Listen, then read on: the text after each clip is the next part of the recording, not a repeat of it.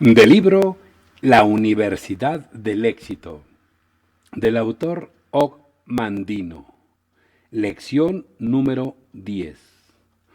Muchos de nosotros pasamos toda la vida en busca del éxito, cuando por lo común está tan cerca que podemos estirar la mano y tocarlo.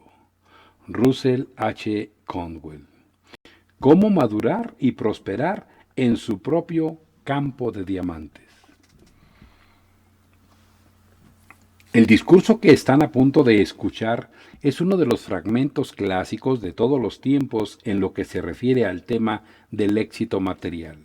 Pronunciado por vez primera durante una reunión con sus viejos camaradas de la guerra civil, Russell H. Conwell siguió pronunciando ese mismo discurso, acres de diamantes, durante más de 5,000 veces en toda la nación, ante auditorios subyugados, ganando, gracias a sus esfuerzos, varios millones de dólares, con los cuales fundó la Universidad de Temple.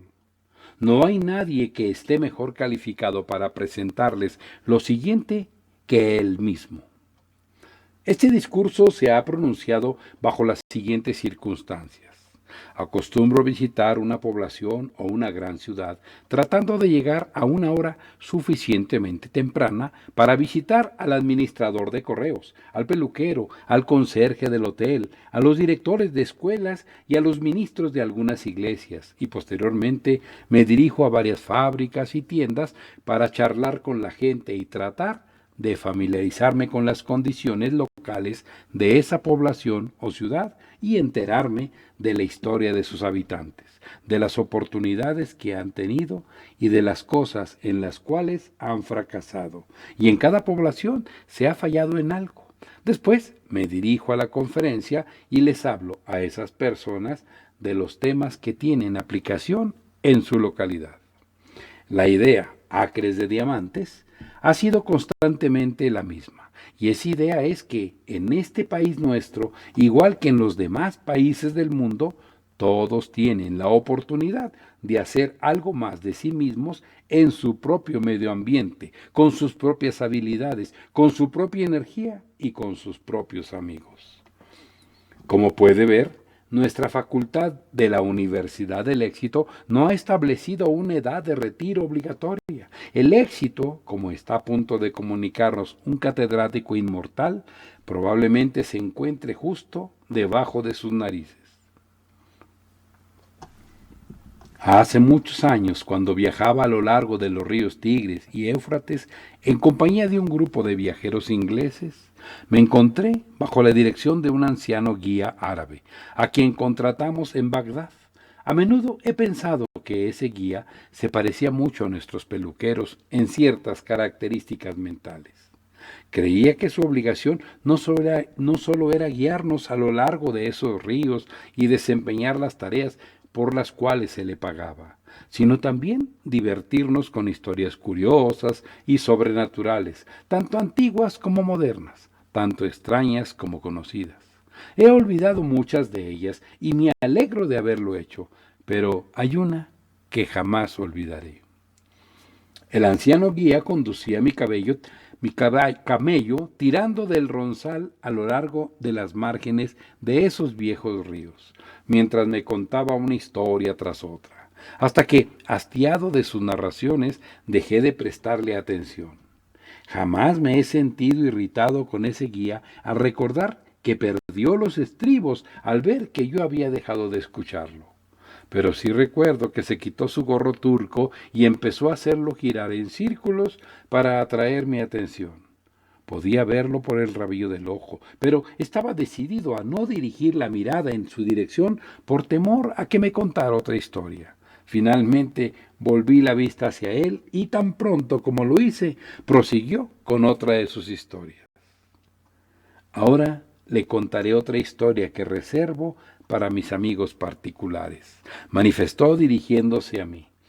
Al escuchar que hacía hincapié en las palabras amigos particulares, me resolví a escucharlo.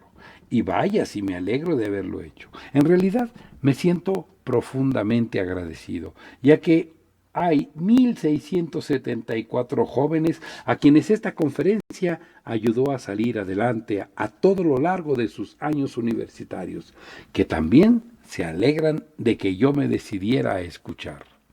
El anciano guía me contó que en otros tiempos, no muy lejos del río Indo, vivía un antiguo persa conocido con el nombre de Ali Hafed.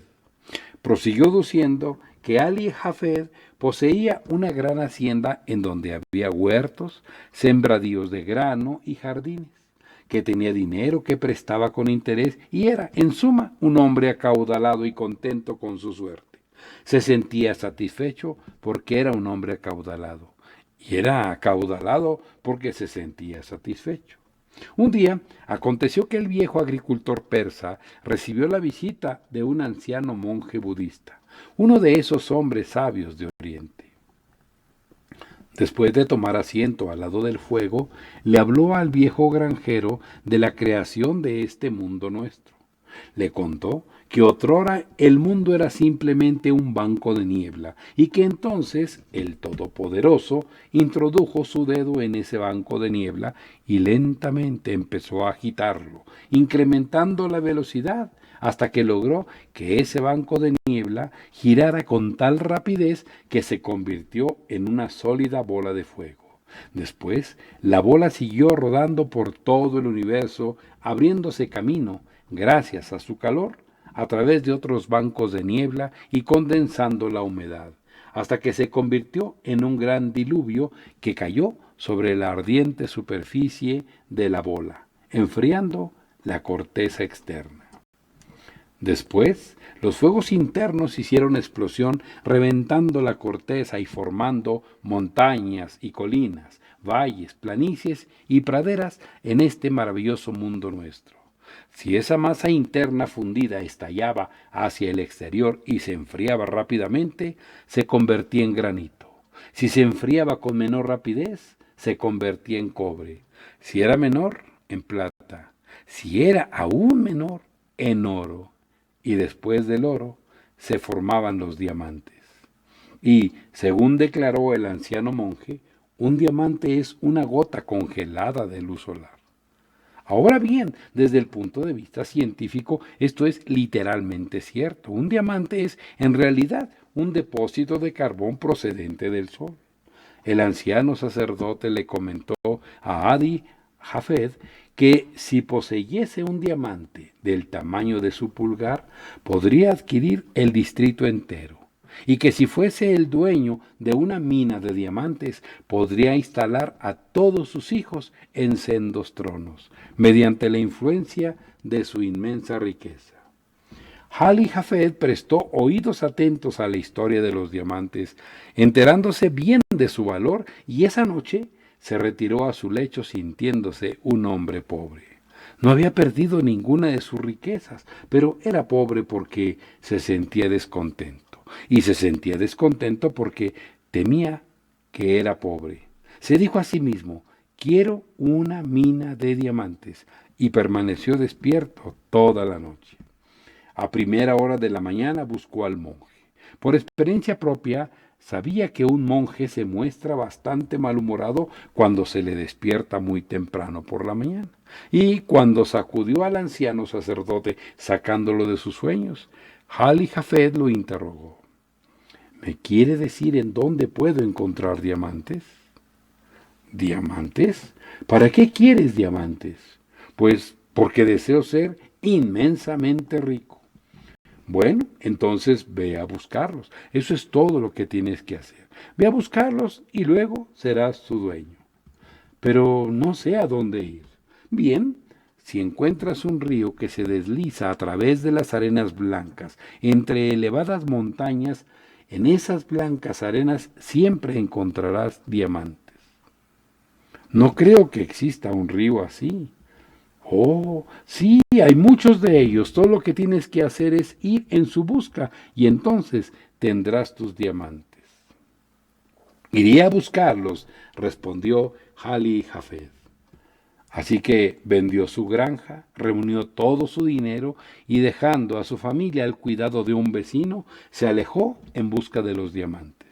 Empezó su búsqueda, según creo, en una forma adecuada, en las montañas de la luna. Posteriormente llegó hasta Palestina y después prosiguió su jornada hasta que llegó a Europa. Y por fin, cuando ya había gastado todo su dinero y se encontraba cubierto de harapos, miserable y hundido en la mayor pobreza, se detuvo en la playa de una bahía en Barcelona, España. Cuando una gran marejada llegó, arrollándolo todo entre las columnas de Hércules, y el pobre hombre, afligido, doliente y casi moribundo, no pudo resistir la atroz tentación de lanzarse hacia esa gran ola que barría la playa, hundiéndose bajo su espumosa cresta para jamás levantarse de nuevo en esta vida. Cuando el viejo guía acabó de contarme esa historia tan terriblemente triste, detuvo el camello en el que yo cabalgaba y retrocedió para asegurar el equipaje que estaba a punto de soltarse del lomo del otro de los camellos. Y mientras estuvo ausente, tuve la oportunidad de meditar en su historia. Recuerdo que pensé para mis adentros: ¿por qué me comentó que reserva esta historia para sus amigos particulares? Parecía no tener principio, ni parte media, ni final, y tampoco significado alguno. Era la primera historia que yo jamás había escuchado en toda mi vida, y sería la primera que jamás leería, en la cual el héroe muere en el primer capítulo. Solamente había escuchado el primer capítulo de esa historia y el héroe ya estaba muerto. Cuando el guía regresó a mi lado y volvió a tomar en sus manos el ronzal de mi cabello, continuó de inmediato con la narración, adentrándose en el segundo capítulo, como si no hubiese hecho ninguna pausa. El hombre que le compró sus tierras a Ali Jafed condujo un día a su camello hacia el jardín para darle de beber. Y mientras el camello metía la nariz en las aguas poco profundas del riachuelo, el sucesor de Ali Jafed vio un curioso destello de luz entre las blancas arenas del arroyo. Sacó una piedra de color negro que tenía un ojo de luz que reflejaba todos los matices del arco iris. Llevó el guijarro hasta su casa y lo depositó sobre la repisa de la chimenea que cubría el fuego y se olvidó de él. Pocos días después, el mismo anciano monje llegó a visitar al sucesor de Ali Jafed, y en el momento mismo en que abrió la puerta del salón, contempló ese destello de luz sobre la repisa de la chimenea y corrió hacia ella gritando: «Aquí hay un diamante. ¿Acaso ya regresó Ali Jafed?» «Oh, no, Ali Jafed aún no ha vuelto. Y ese no es un diamante, no es otra cosa que una piedra que encontré justamente aquí, en nuestro propio jardín». «Pero», respondió el sacerdote, «yo te digo que sé reconocer un diamante cuando veo uno. Estoy positivamente seguro de que se trata de un diamante». Entonces, juntos, salieron apresurados al viejo jardín, removiendo con los dedos las blancas arenas, y he aquí que encontraron otras gemas, más grandes y valiosas que la primera. Y así, prosiguió el guía dirigiéndose a mí y amigos míos, es históricamente cierto, se descubrió la mina de diamantes de Golconda, la mina más magnífica en toda la historia de la humanidad, que sobrepasa incluso a la misma mina de Kimberley. De esa mina salieron los diamantes más grandes sobre la tierra, el Koh-i-Noor y el Orlov, de las joyas de las coronas de Inglaterra y Rusia. Cuando el viejo guía árabe terminó de narrarme el segundo capítulo de su historia, volvió a quitarse el gorro turco, haciéndolo girar en el aire una vez más para atraer mi atención sobre la moraleja. Esos guías árabes siempre cuentan historias que tienen una moraleja, aun cuando no siempre son muy morales. Mientras hacía girar el sombrero, me comentó: «Si Ali Jafed hubiese permanecido en su hogar, excavando en su propio sótano, o debajo de sus propios campos de trigo, o en su propio jardín, en vez de la miseria, la inanición y la muerte por suicidio en tierras extrañas, hubiese tenido su propio campo de diamantes, ya que posteriormente cada hectárea de esa vieja granja, sí, cada palada de tierra puso al descubierto gemas que a partir de entonces han decorado las coronas de los monarcas. Cuando hubo terminado con la moraleja de su historia, comprendí por qué la reservaba para sus amigos particulares.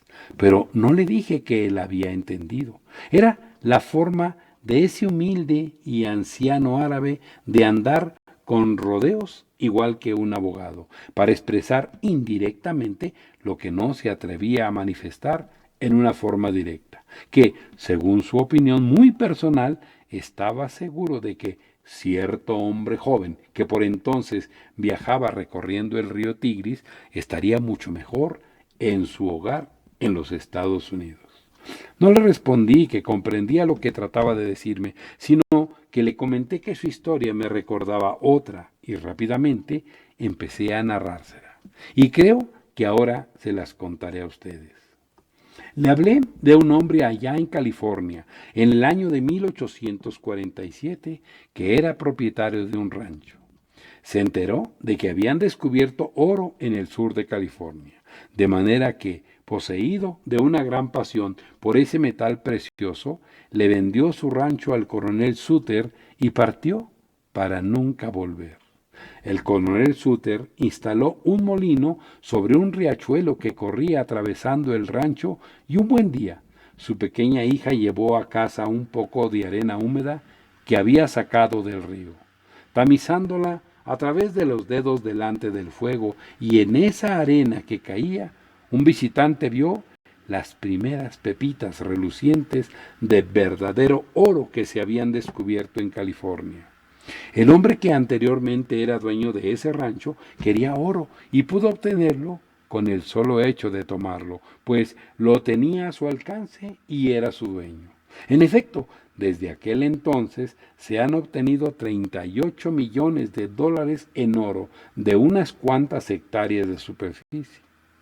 Hace alrededor de 8 años dicté esta misma conferencia en una ciudad que se levanta actualmente sobre ese rancho y me informaron que durante años y años el dueño de una tercera parte de esas tierras ha estado obteniendo 120 dólares en oro cada 15 minutos, dormido o despierto, libres de impuestos. Ustedes y yo ciertamente disfrutaríamos con un ingreso como ese, sobre todo si no tuviésemos que pagar impuestos. Pero aquí, en nuestro propio estado de Pensilvania, tenemos un mejor ejemplo que el anterior, algo que en realidad sucedió. Si hay algo que disfruto más que nada cuando me encuentro en el estado, es tener delante de mi vista uno de esos auditorios de alemanes que habitan el estado de Pensilvania y hablarles de ello. Y esta noche tengo la oportunidad de disfrutar de esa situación. Había un hombre que vivía en Pensilvania y que no era muy diferente de los demás habitantes que ustedes conocen en este estado. Era propietario de un rancho e hizo con ese rancho justamente lo que yo haría de tener un rancho en el estado de Pensilvania. Lo vendió.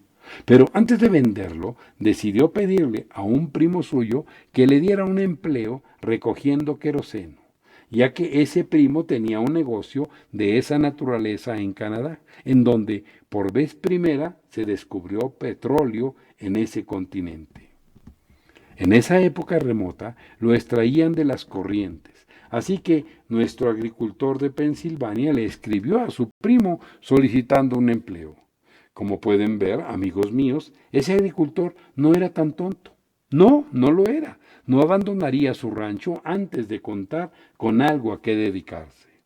De todos los simplones sobre cuya cabeza brillan las estrellas, no conozco a ninguno peor que el hombre que abandona un trabajo antes de encontrar otro. Esto se refiere en especial a mi profesión, pero no al hombre que quiere obtener el divorcio. Cuando le escribió al primo pidiéndole trabajo, éste le respondió: no puedo contratarte porque no sabes nada del negocio del petróleo. Pues bien, entonces el ranchero pensó para sí mismo: aprenderé.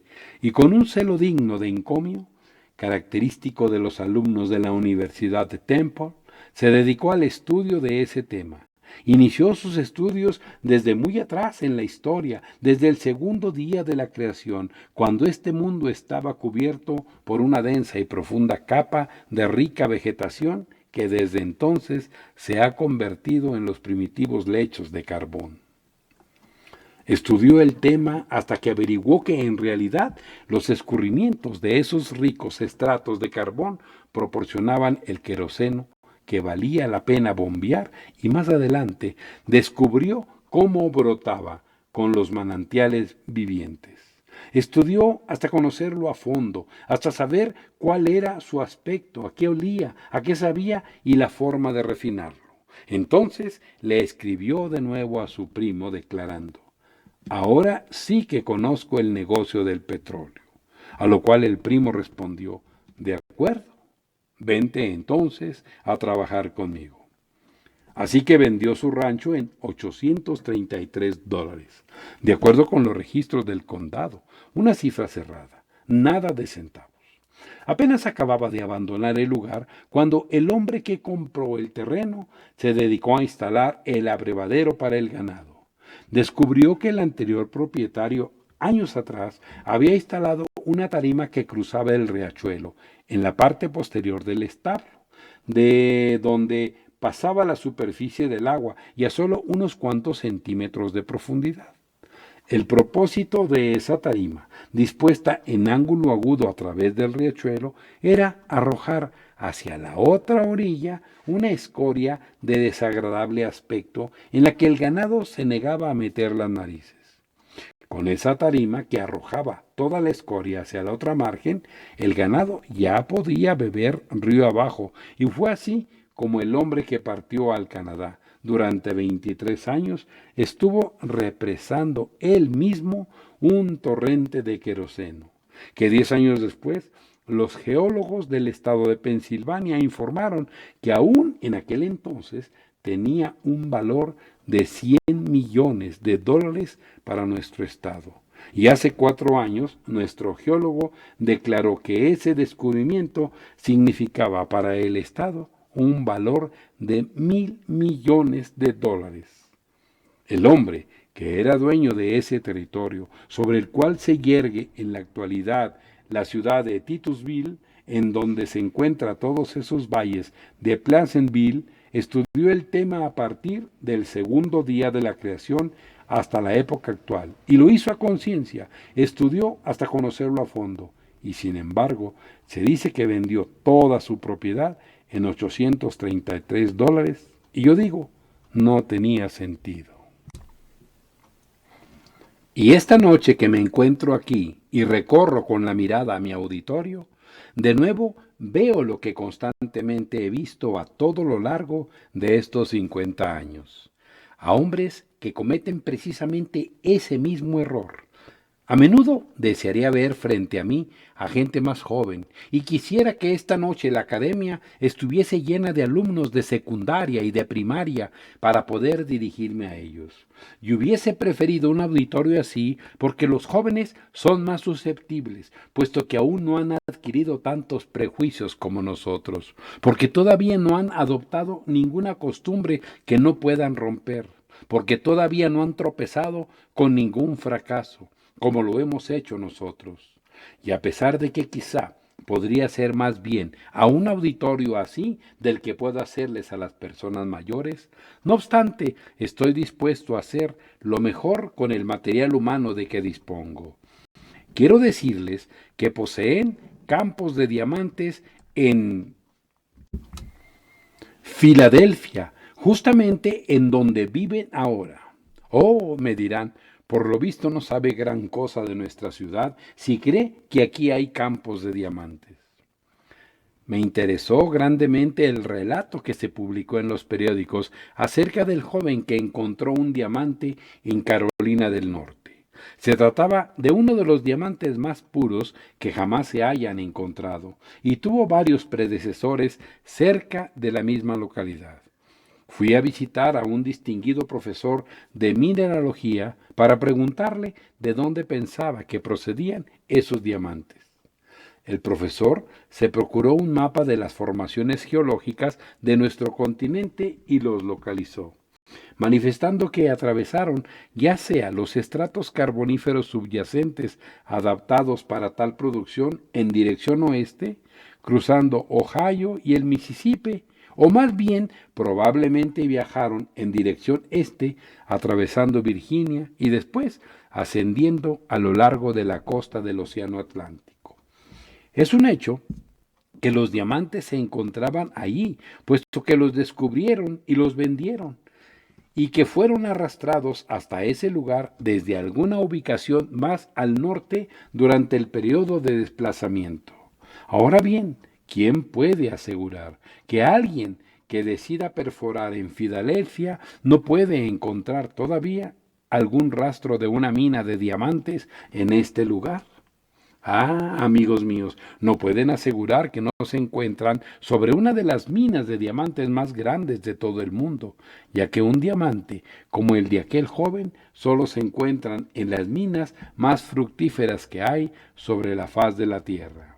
Pero todo esto simplemente sirve para ilustrar mi manera de pensar, que quiero enfatizar diciendo que si literalmente no son poseedores de una verdadera mina de diamantes, si tienen todo lo bueno que esas minas podrían ofrecerles, porque de todas maneras, ahora que la reina de Inglaterra ha hecho el mayor cumplido que jamás se haya conferido a la mujer norteamericana por su atavío, debido a que hizo acto de presencia en la última recepción celebrada en la corte inglesa sin llevar joya alguna, en la actualidad casi se ha prescindido del uso de los diamantes. Todo lo que desearían ustedes tener serían unos cuantos brillantes que podrían lucir si quieren ser modestos, y venderían el resto por dinero. Ahora bien, repito que la oportunidad de enriquecerse, de llegar hasta la opulencia, está aquí en Filadelfia, ahora, al alcance de casi cualquier hombre o mujer que me escucha hablar esta noche. Y con ello quiero decir simplemente lo que acaban de escuchar. No he llegado hasta esta tribuna y bajo estas circunstancias solo para recitarles algo. He venido a hablarles de lo que ante Dios creo que es la verdad. Y si mis años de vida han tenido algún valor para mí en la adquisición del sentido común, sé que estoy en lo cierto, que los hombres y mujeres que se encuentran sentados aquí y para quienes tal vez fue difícil comprar el boleto para asistir a esta conferencia o reunión de esta noche, tienen a su alcance un campo de diamantes, la oportunidad de volverse inmensamente ricos. Jamás hubo un lugar en la tierra mejor adaptado que la ciudad de Filadelfia en nuestros días, y jamás en toda la historia del mundo un hombre pobre y sin ningún capital ha tenido una oportunidad tal de enriquecerse rápida y honestamente como la que ahora ofrece nuestra ciudad. Les digo que es la verdad y quiero que la acepten como tal, pues si piensan que solo he venido a darles una recitación, más me valdría no estar aquí. Pero, dirán ustedes, no es posible hacer algo así, no se puede empezar sin un capital. Jóvenes, permítanme un momento para aclarar esto. Debo hacerlo. Estoy obligado a hacerlo para todos los jóvenes de ambos sexos, porque muy pronto todos iniciaremos un negocio en el mismo plan. Jóvenes, recuerden que si saben qué es lo que la gente necesita, poseen un mayor conocimiento de lo que significa la fortuna, del que podría ofrecerle cualquier cantidad de dinero. Había un hombre pobre, sin trabajo, que vivía en Hingham, Massachusetts. Acostumbraba a holgazanear por toda la casa, hasta que un día su esposa le indicó que debía salir a trabajar y, puesto que vivía en Massachusetts, el hombre obedeció a su esposa. Salió de la casa y se dirigió a la bahía y se sentó en la playa. Y sacando su cortaplumas, empezó a tallar un trozo de madera húmeda, hasta convertirlo en una cadena de madera. Esa misma noche, sus hijos empezaron a pelear por la cadena y talló una segunda para mantener la paz en el hogar.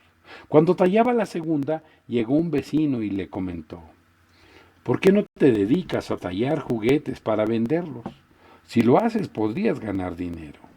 Oh, respondió, no sabría qué juguetes hacer. ¿Por qué no les preguntas a tus hijos, aquí en tu propia casa, qué juguetes deberías hacer? ¿Qué caso tiene intentarlo?, respondió el carpintero. Mis hijos son diferentes a los hijos de los demás. Cuando yo enseñaba en la escuela, conocí a muchas personas como ese hombre, pero actuó siguiendo la sugerencia del vecino y a la mañana siguiente, cuando Mari bajaba las escaleras, le preguntó: ¿qué juguete quieres que te haga, hija? La niña empezó a decirle que le agradaría una cama para la muñeca, un lavamanos, un cochecito de muñecas, una sombrilla, y siguió con toda una lista de cosas que le llevarían toda una vida si quería dárselas. De manera que, consultando a sus propios hijos en su propio hogar, tomó los trozos de leña de la chimenea, pues no tenía dinero para comprar madera, y empezó a tallar esos resistentes juguetes Ingham, que no llevan pintura alguna y que durante tantos años fueron famosos en todo el mundo. Ese hombre empezó a fabricar esos juguetes para sus propios hijos y después hizo copias que vendía por conducto de la zapatería de al lado de su casa. Empezó a ganar un poco de dinero y después un poco más.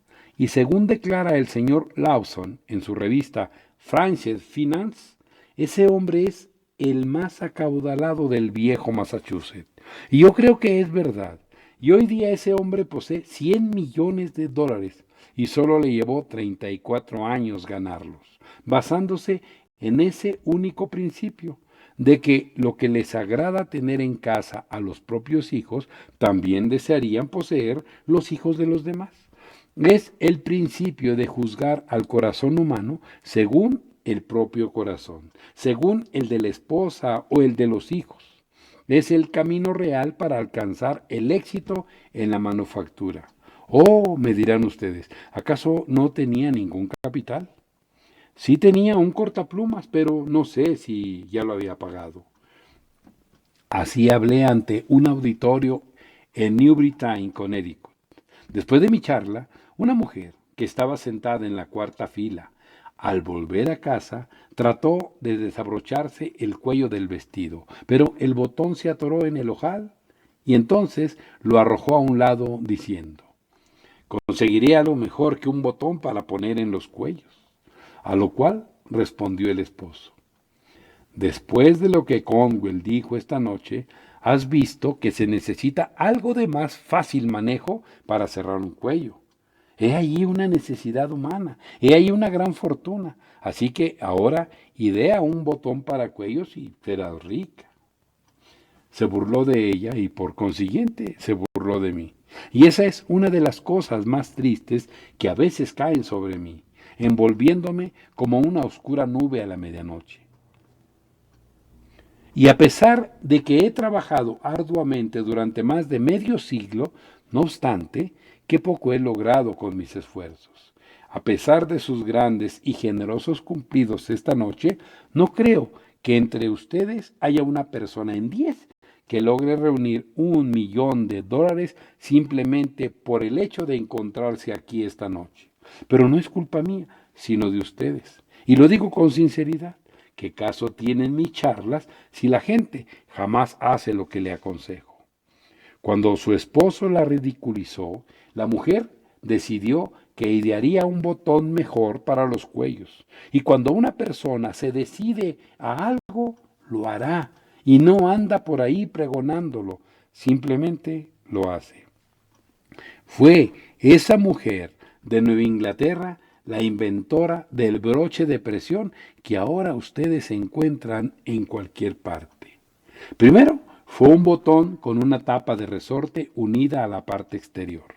Cualquiera de ustedes que use un impermeable y moderno conoce el botón que simplemente se aprieta para cerrarlo y se jala para desabrocharlo. Ese es el botón al cual me refiero y que fue inventado por una mujer. Más adelante inventó otros broches e hizo una mayor inversión. Después entró en sociedad con grandes fábricas. En la actualidad, esa mujer viaja al extranjero cada verano y lo hace en su yate privado y, por supuesto, invita a su esposo a que la acompañe. Si el esposo llegara a fallecer, ella tendría dinero suficiente para comprarse un buque o un duque o un conde extranjero o cualquier otro título por el estilo al precio que se coticen en el mercado. Ahora bien, ¿cuál es la lección que quiero darles con este incidente? Es la siguiente. Aun cuando no la conocía, en aquel entonces le dije a esa mujer lo que ahora les digo a ustedes.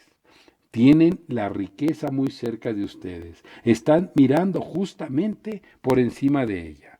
Y esa mujer tenía que mirar sobre ella porque se encontraba exactamente debajo de su barbilla. ¿Quiénes son los grandes inventores del mundo? Una vez más, esta lección se presenta delante de nuestra vista. El gran inventor es la persona sentada a su lado. O bien ustedes mismos son esa persona. Oh, me dirán, jamás he inventado nada en toda mi vida. Tampoco lo habían hecho los grandes inventores hasta que descubrieron un gran secreto. Creen que se trata de un hombre con una cabeza gigantesca o de un hombre con un ingenio parecido a un rayo. No es ninguna de las dos cosas. El hombre realmente grande es sencillo, franco, común y corriente, y pleno de sentido común.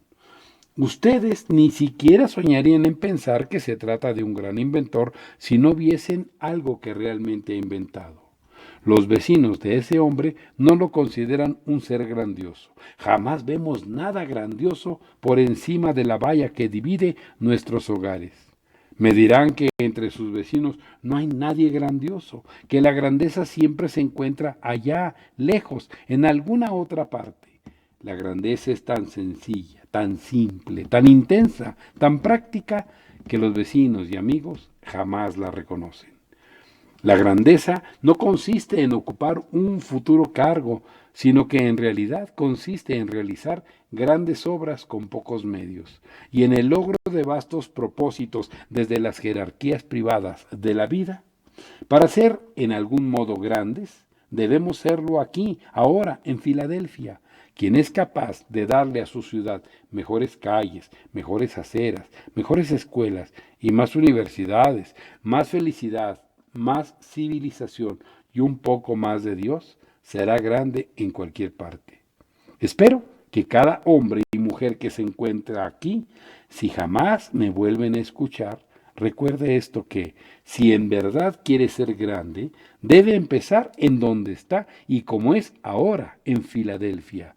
Quien puede darle a su ciudad cualquier clase de bendición, quien puede ser un buen ciudadano mientras vive aquí, quien puede construir mejores hogares, quien puede ser una bendición para sus semejantes, ya sea que trabaje en un taller o detrás de un mostrador o se encargue de las labores domésticas, cualquiera que sea su vida, aquel que sería grande en cualquier sitio, primero debe serlo en su propia ciudad de Filadelfia.